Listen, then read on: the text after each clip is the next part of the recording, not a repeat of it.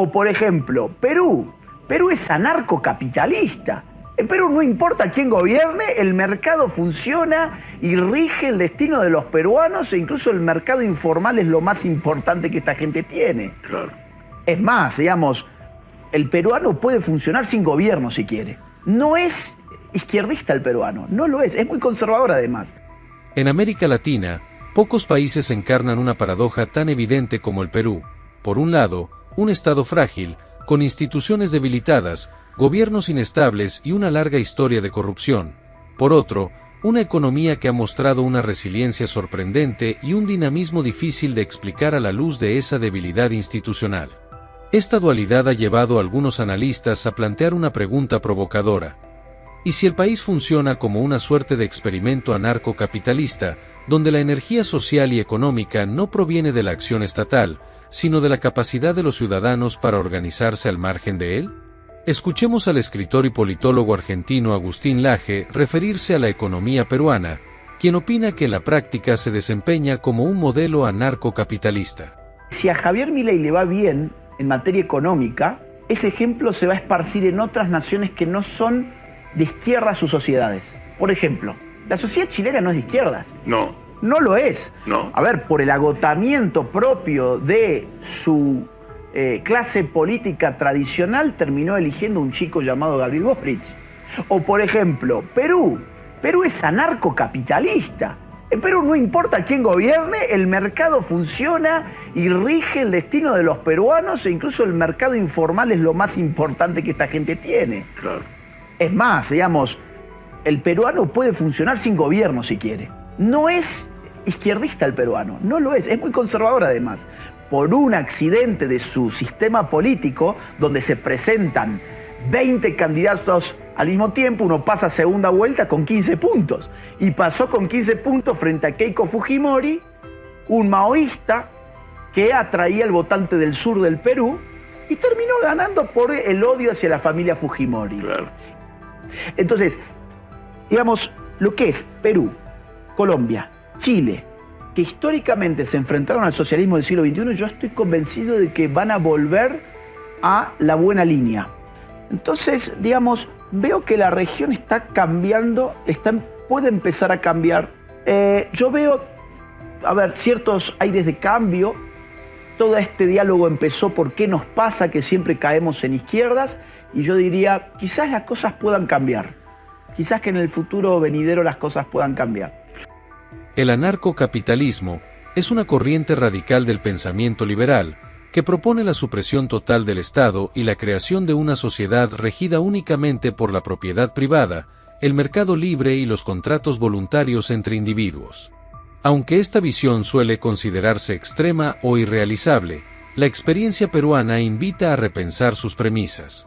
Sin haber adoptado explícitamente esa ideología, el país parece funcionar con dinámicas que recuerdan a ese modelo, donde el mercado y la iniciativa individual reemplazan gran parte del rol gubernamental.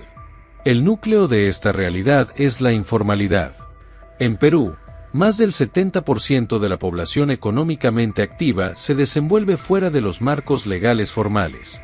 No pagan impuestos, no tienen acceso a seguridad social, no emiten comprobantes y carecen de estabilidad laboral.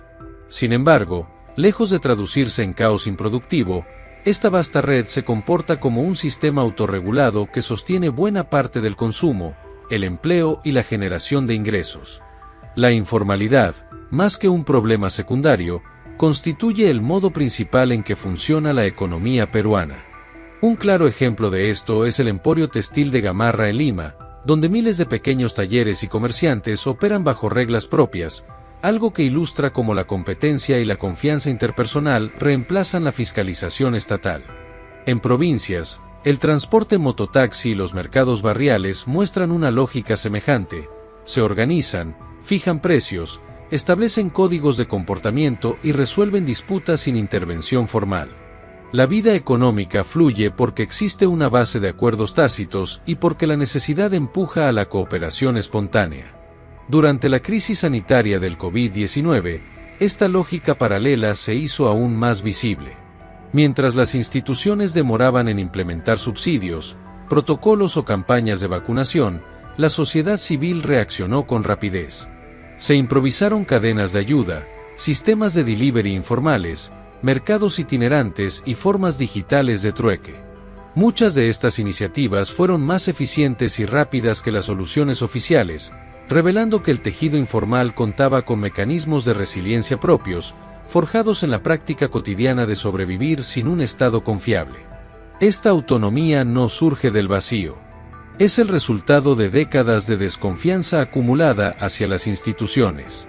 La corrupción endémica, el clientelismo político y la incapacidad estatal para garantizar servicios de calidad han erosionado la credibilidad del gobierno.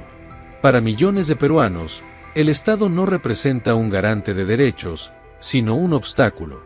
Frente a ello, la sociedad no ha respondido con una revolución ideológica, sino con un pragmatismo práctico.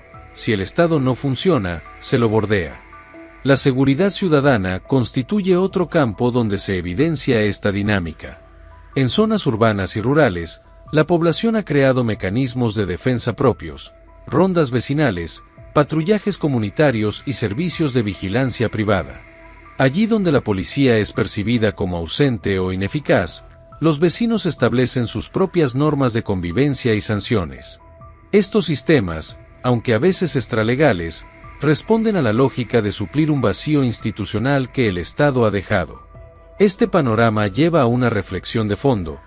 ¿Hasta qué punto Perú necesita realmente de un Estado fuerte para sostenerse? La informalidad no solo es un problema estructural, sino también una solución práctica que millones de personas han adoptado para seguir adelante. Reconocer esto no significa idealizar el anarcocapitalismo ni negar los costos de la informalidad, precariedad laboral, evasión fiscal y falta de cobertura social, sino comprender que la vida diaria de buena parte del país ya funciona bajo ese esquema. No obstante, el modelo presenta límites claros.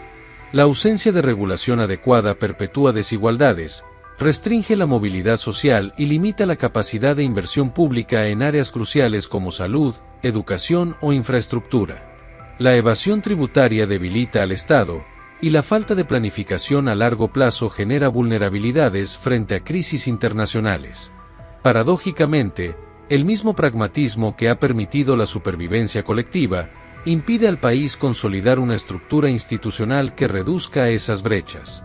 Comparado con otras naciones de la región, el caso peruano resulta aún más singular. Mientras en países como Chile o Colombia la formalidad es más amplia y el Estado conserva cierto margen de control, en Perú la desconfianza hacia el estatal es tan profunda que la informalidad se ha convertido en el modo predominante de organizar la vida económica.